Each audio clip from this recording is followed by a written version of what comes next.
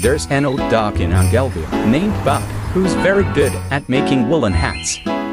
Legend has it that wearing a beautiful hat in Angelville will attract the angels. Welcome to Buck's hat. Which one to use? Wow, this one! Hey, don't touch it! Sorry, Mr. Buck. I want to make Even the warmest so, hat in the don't world touch for it. Master. I'm just afraid she'll leave me. Susie. Wait!